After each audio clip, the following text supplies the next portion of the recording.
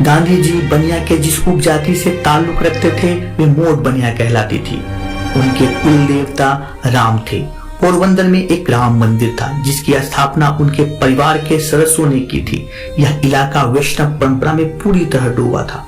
पोरबंदर के ऊपर समुद्र तट पर द्वारिका नगर था। मान्यताओं के मुताबिक कृष्ण ने अपने युवा काल यहीं बिताया था। गांधी जी का जन्म इसी धार्मिक रूप से संपन्न क्षेत्र में हुआ था, मगर उनको आस्था की सुंदरता और उनके रहस्य परिचय उनकी मां पुतलीबाई ने कराया। पुतलीबाई एक उदार महिला थी। पुतलीबाई का पालन पोषण भले ही वैष्णव परंपरा में हुआ था, पर उन पर परिणामी संप्रदाय का काफी प्रभाव था। परिणामी पंथ के उपासना पद्धति में इस्लाम धर्म के कुछ मिलते जुलते तत्व शामिल थे। पोरबंदर के जिस परिणामी मंदिर की पुतलीबाई संरक्षिका थी उसमें कोई मूर्ति या चित्र नहीं थी, सिर्फ दीवार पर लिखावटें थी जो हिंदू धर्म शास्त्र और कुरान से ली गई थी। गांधी जी का पालन पोषण अपनी मां पुतलीबाई के संरक्षण में हुआ।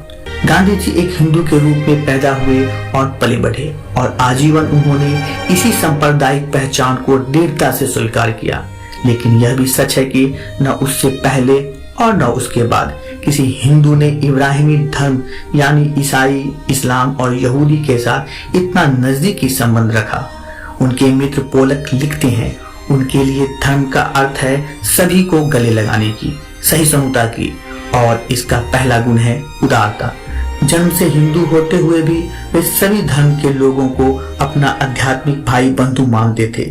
इसलिए सभी धर्म को या किसी भी धर्म को नहीं मानने वाले लोग उनके समर्थित मित्र, प्रशंसक और सहायक थे। पोलक आगे लिखते हैं, जन्म से वैष्णव बनिया होने के बावजूद वे स्वभाव से ब्राह्मण, प्रभाव से क्षत्रिय और अपनी इच्छा से शूद्र थे।